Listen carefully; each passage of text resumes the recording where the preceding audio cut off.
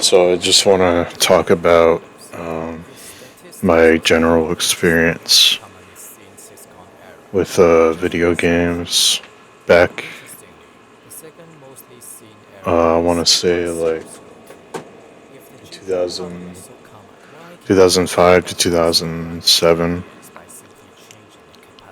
possibly all the way up to 2008, because I think around 2009 I started to switch over to PC gaming. Because my first Xbox 360 had gotten a red ring of death. I remember the day that it happened, I was playing Call of Duty World at War, and I was on the tank mission. Uh, I had already beaten the game at this point, but I think I was playing on veteran difficulty, just for like the achievements, and uh, it was just like not enjoyable. I remember that day I was just like really pissed at the game, and then all of a sudden, like, this shit happens. Like, it was the first time that it happened, and immediately I thought to myself, like, God damn it, I didn't think that this would happen to me. Because I had a YouTube account, and I had seen on the internet that Red Ring of Death was possible, but I didn't think it would happen to me. Because like I've always taken care of my consoles, and sure, like the PS1, PS2, I've had to replace those probably once or twice, and I had a PS2 that had a problem with reading discs, so I had to replace that. I ended up getting a slim PS2. And I also had a one of the smaller PS1s that's like actually white. It's more of like an oval shape, kind of, somewhat. And but yeah, I had the original Xbox 360 that came out in 2005, and mine came without a hard drive, so I had to buy one separately. I actually got memory cards, two of them with mine, and then I got two controllers. They were both white in the gray color scheme. Like, looking back at it, it's just so like nostalgic whenever I see it. But yeah, I ended up trying to do the Tau trick with the 360, and then and then if that didn't work for like to give the console like 30 minutes of life, I ended up putting the console in the freezer, and it would allow me to play the console for like up to an hour, and then it would get another error. Uh, but yeah, that was that was the struggle back then. But man, eventually, I don't know how I got this lucky, but so I just decided one day, this is a pointless endeavor to keep on doing this to the 360. So I decided to put the console in the freezer for about an hour, and then I decided, I'm going to sell this to GameStop. I waited for the console to get to room temperature, and then I took it up there, and they tested it, and it was fine. And they accepted it for like $90. So I decided to buy Left 4 Dead and Call of Duty 2 for PC with that money. And so yeah, that's how my PC gaming began. I had I had I had played PC games before that, but they weren't like anything mainstream. They were just like older 90s video games that I used to play on computer.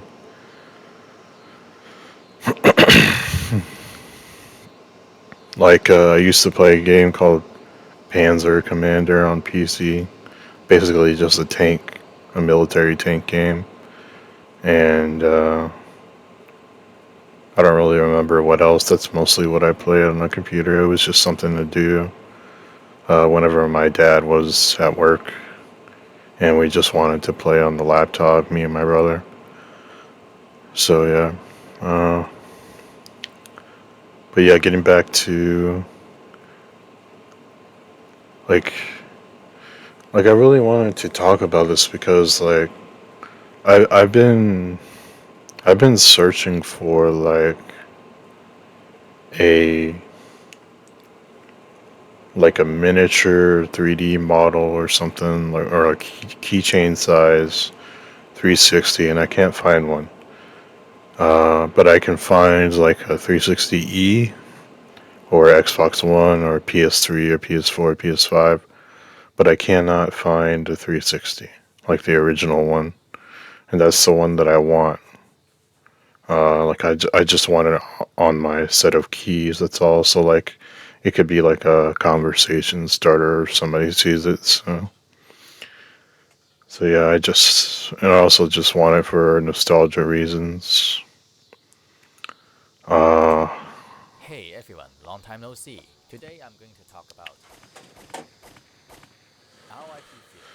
I'm looking for a video to play. Hold on. Initializer is the latest fix for the NEC tokens, also known as Silicon Era. So, Or 1002.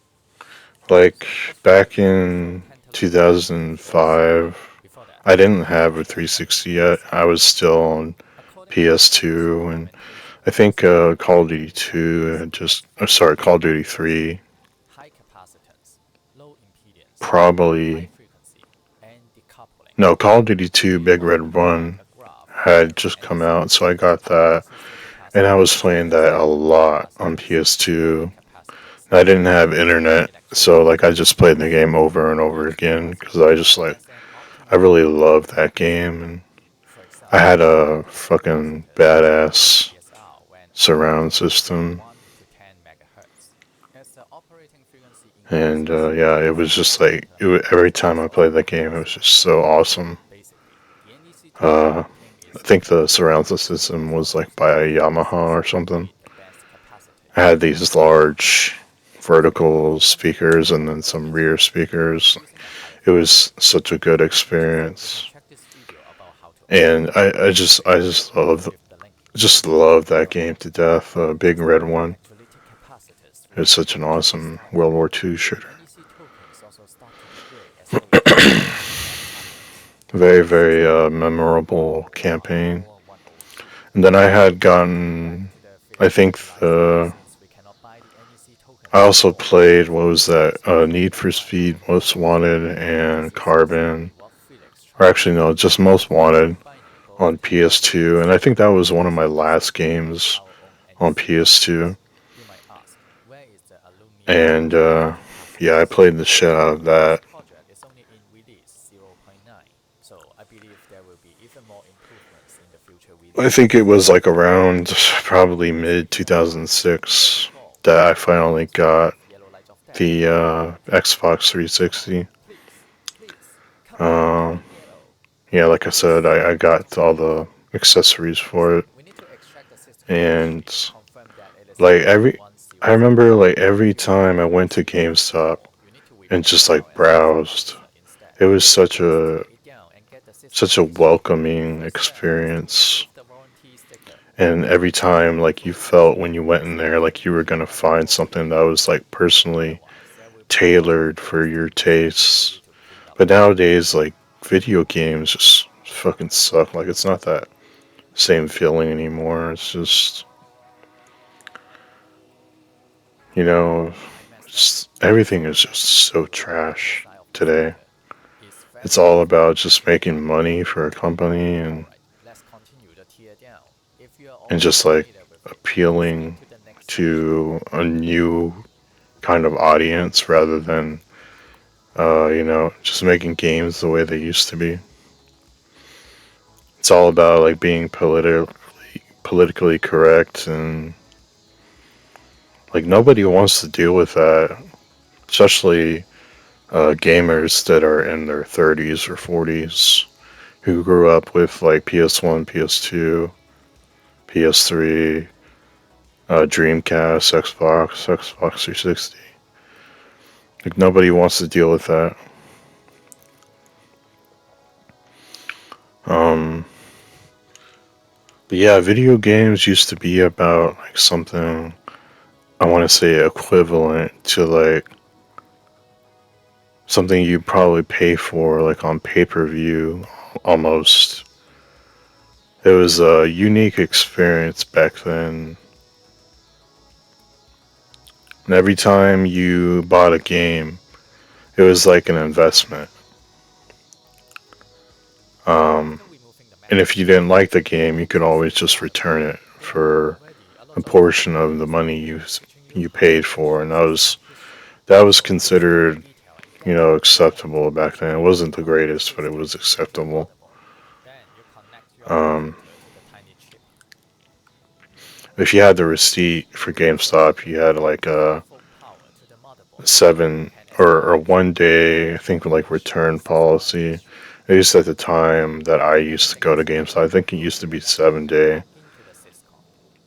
You can use this command to log into the external mode of the syscon. The Then connect PC, to the the PC USB port gaming H. Once you see this message, stuff for simply GameStop press was the like button. You can horrible. check the error I history. remember I Easy had to bought uninstall Bioshock system for updates. PC, But I want to and see the error history in I was action. clueless as to what I was doing We need to log into the back then. Like motherboard. I had an Use Acer the shift laptop, command and do the same and authentication I process just again. put it in In the the internal mode, you can DVD access the slash system Blu-ray files drive because that's what automatically. I had To check the with the usability laptop, of the and it had console. Windows 7 on it. The command we need is I think it ERRLD. was like Provide two ERRLD gigabyte, two gigabytes of username and RAM, passwords. an As you Intel can see here, this console has only one motherboard. GMA It doesn't 950, I include think, some and memory some or kind RAM. of So let's remove the uh, BSC token. Celeron T For the processor of next some step, kind. you are already familiar with the removal process. And I just put it in the DVD drive and I tried to install the game. The installer ran, but every time I would actually try to run the game, it would say like, an error. And the error was, looking back, like I know what it is now, but back then I had no idea what the fuck it was saying to me. But it was like basically like a DirectX 9 or 10 error or something, like not supported. And when I was running the installer back then, like there was this Nvidia logo all over it, and I was like kind of worried that it wouldn't work.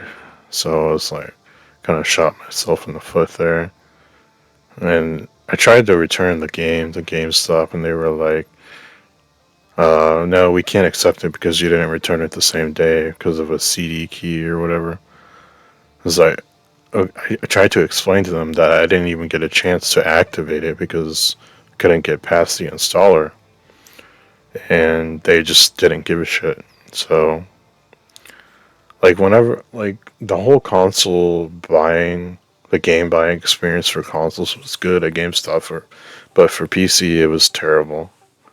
So, like, I had this, sort of had this friend there, or this employee like, that Okay, this is my first time sort of programming a became PC. friends I'm with. not sure if I'm doing it right, but I think we need a Kapton tape to secure it and apply flux and solder. And, When everything is ready, put the tantalum capacitors on it and apply some hot air. hold on. The solder joints melt. Alright, I'm back. Sorry about that. So where was I? I was talking about a friend that I had, or somewhat of a friend, more like a business customer friendship kind of thing. So I had every time I went there, he would just always be like, what's up? what kind of game you're looking for today and stuff like that. And it made my experience like really good. Like I felt like every time I went there, I could count on him to help me out and stuff. I don't really remember his name, uh, but yeah, it was just a good experience every time I went there. And he like suggested me magazines to subscribe to, and he also gave me reward cards or whatever, and he even gave me a discount sometimes. Also, when I had gotten the 360 and I bought my first game, which was Dead or Alive Extreme 2 and Dead or Alive 4. Um, he told me that I wasn't supposed to have this, like a toy or something, like a figure for Dead or Alive Extreme 2, but he's like, he goes in the back of GameStop and he grabs a Helena figure. Um, and he comes back to the cashier and he pulls the game out of the sleeve, from behind the desk or whatever. Then he puts it in the case. He shows me the bottom of the disc to like, show me that I approve of it or not. And I said, yeah, that's good. And then he shows me this Helena figure that comes in like a plastic bag with a blue cardboard on top. It just says like the Dead or Alive Extreme 2 logo. And he's like, I'm not supposed to give you this. We're only supposed to give these to people who buy the game new. But since you're a regular here and you give us good business, I'll give this to you. I was like, all right, that's pretty cool, man. Thanks. So, but then I asked him, do you have any of the red-haired girl that I really want? He's like, no, unfortunately, this is all we have. So like that kind of sucked. And the red-haired girl is Kasumi, for anybody wondering. I didn't know her name, or I just like completely forgot it at the time because I was more of just like a casual gamer back then. Like I didn't really pay attention to details like I do now because back then I was like really, really social, and I just didn't have like all the time in the world to pay attention to like minute details about characters, storyline, and stuff like that in video games or even technology like I do now. But yeah, so I really wanted the Kasumi figure that would have came with Dead or Alive Extreme 2, but I was happy that I got something at least. And I remember the first time I tried that game, Dead or Alive Extreme 2, it was so fucking awesome, man. It really just felt like I was on a vacation with Kasumi, and it was such a legendary thing. Like there's no other way to really put it. It was just like something you paid for, and it was something that you couldn't get anywhere else. And like yeah, I had seen Dead or Alive Extreme Beach Volleyball at a friend's house once. He was more like an acquaintance though, because I never really hung out with him too much. But I went over to his house once after school was over because I didn't have a ride home and I had to wait for my mom to get off of work at the time. And while I was there, he decided to show me Dead or Alive Extreme Beach Volleyball, and he was obsessed with Tina Armstrong. I didn't really care for her. I only cared about Kasumi ever since I got into the Dead or Alive games since Sega Dreamcast. But yeah, it was still pretty entertaining though. He had I remember that he had the tiger stripe bikini on Tina Armstrong. And we were just like laughing and having a good time. But yeah, he also showed me. I think he showed me stuff about Gran Turismo. He he showed me. He had this. What is it called? A Honda Odyssey, which is like a minivan, and that thing just like flew so fast. Like it was, it was something that you would never see in real life, but on a video game, man. That was it was just like so funny and entertaining to watch. And this is just like what I mean. Like you would never see that shit in real life. Like you could only get that kind of stuff from video games. But nowadays, you have the internet, you have social media, and anything is possible pretty much. Like everything is just too accessible. And because we have that, it's like, things are just not the same anymore. Everything is just ruined. Basically, everything that we want to see is at our fingertips of a keyboard and or a phone, whichever you prefer to use. It's just like, there's no social interaction really in between that like it used to be. But yeah, man, it feels like back then in 2006, like it just felt like such a dream almost. Like every time you went, or every time I went to GameStop, like it was really exciting to see what I could find and just like kind of take a gamble, see what I could bring home and see if I'd enjoy it or not. But yeah, and if I didn't enjoy it, it's no big deal. I could bring it back to GameStop and just just try my hand at another game, and like it wasn't even that serious. But if you didn't want to go that route, you could just go to like Blockbuster and just like rent any amount of games that you wanted.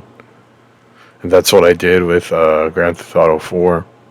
Like at the time, Blockbuster had this thing where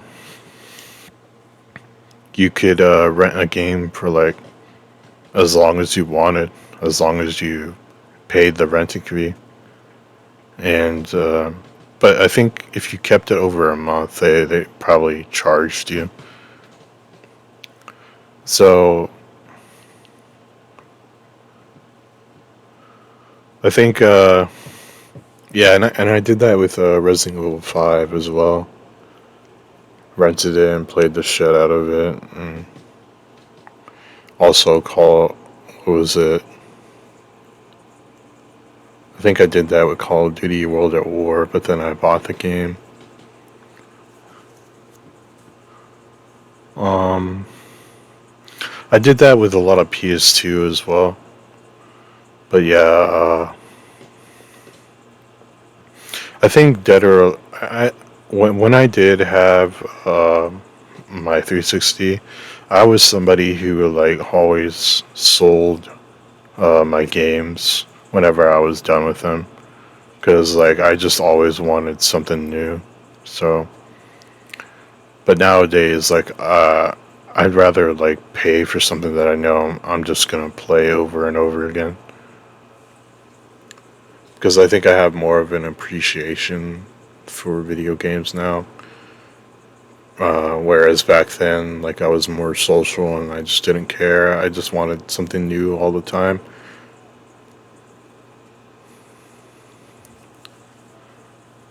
But yeah, but but the thing that sucks with people like that on the internet now is that they ruin the development cycle of like video games, especially if the video game is made by an indie dev. Like they always want something new immediately after like a week or something, and it just like ruins the development. And whenever like there's an early access game, especially if it's like PVE, everybody's always gonna say, please do multiplayer or whatever, and like people just don't fucking want it, you know. But then you have these kids who are like, well, if you don't add multiplayer, then the game won't sell well, and all this stupid bullshit. Like, but it's up to the developer to decide whether the game should have multiplayer or not. Just because you're an entitled piece of shit that demands multiplayer doesn't mean that the game should have multiplayer. The developer had a vision. He or she made the game, and if you think you can make a game better, then you go do it.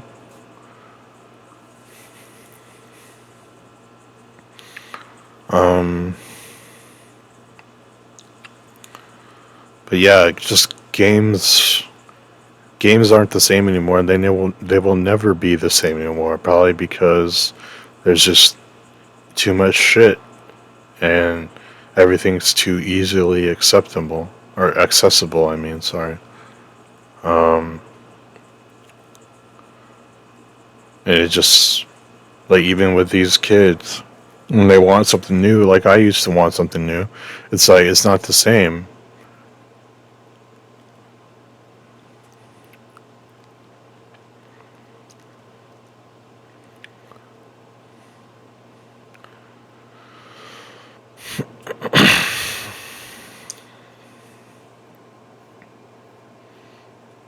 But yeah,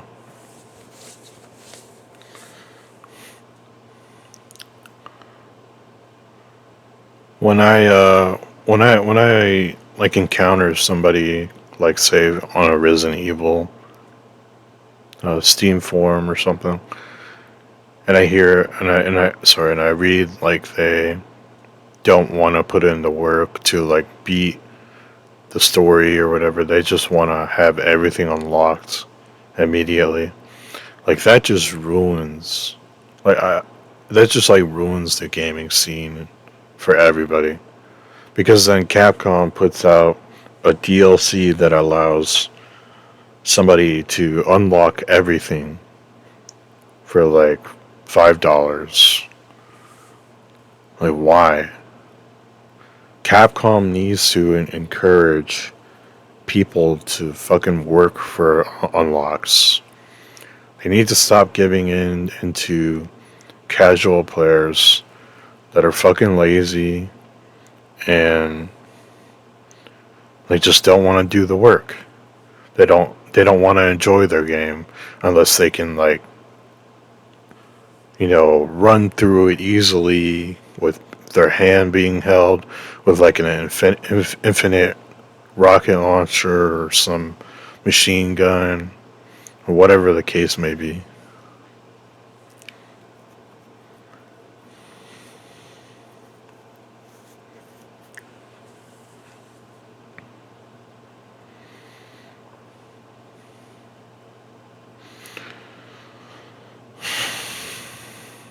I just games games suck nowadays for multiple reasons.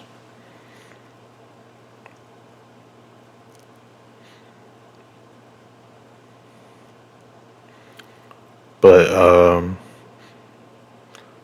the main ones lately are, because everybody's too sensitive. Everybody's got to try to appeal to everybody instead of a particular audience. And that just ends up driving more people away rather than keeping original fans and like making that money all over again. Like that Dead Rising remake that's or a remaster that's supposed to come out. Like that shit's gonna fucking flop. I imagine anyway. Like I imagine I'm just not gonna like it, and I'm probably gonna want to get my money back.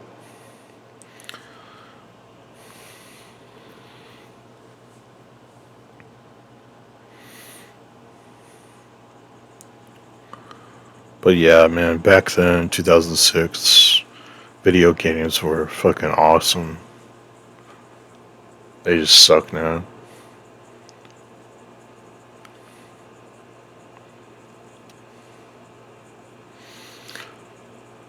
Like back then, you were kind of like forced to figure everything out for yourself. But nowadays, you can just, or rather, nowadays it's so common practice to just like Google something if you can't figure it out, and just like I wouldn't necessarily say it like ruins the experience, but it definitely takes away from it.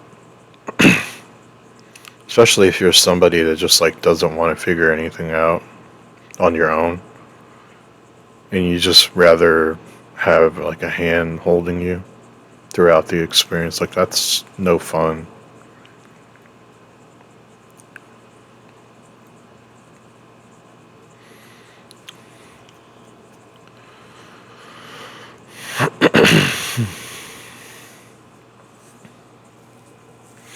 But yeah, I miss those days. I miss when I miss when the 360 was like new to me. When I first played Dead or Alive Extreme 2, that was probably the best gaming experience I'll probably ever have. I know most people would probably say like that game is like kind of boring after a while, and I agree. Looking at it now, if I play it now, I can only play it for like about 1 or 2 hours, and I kind of get bored. But back then, when it was new, it was like a new concept to me, and I was like really excited for it.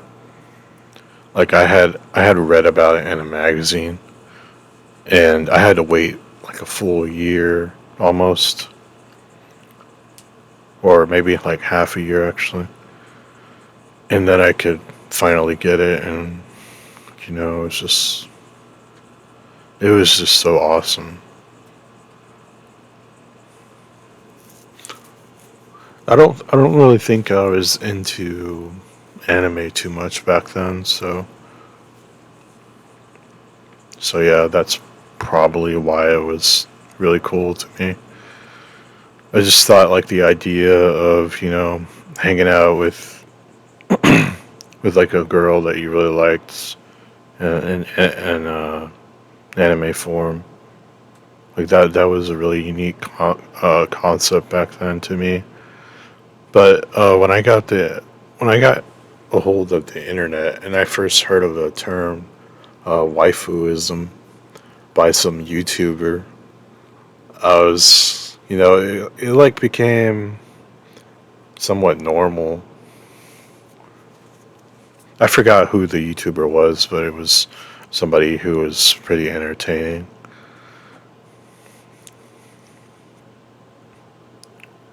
That was like so long ago though. And I used to draw Kasumi, uh, and I even like made my own drawing, and I like put it on my Xbox, and it was just really awesome. And I drew this like really big picture of Ayane, like of her laying down, and I put that on my wall, and like yeah, that was just like it was just really awesome to be a gamer back then. And nowadays it just sucks so much. Nothing like it used to be.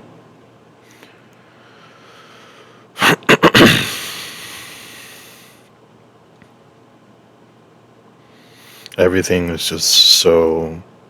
I want to say everything that used to be really cool back then is like mainstream now. It's just like no longer, unique.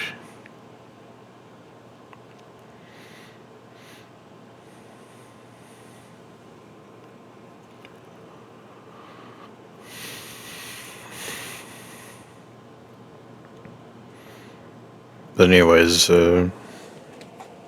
I think I'm just gonna repeat myself from here on out, so I'm gonna end the video here. See ya.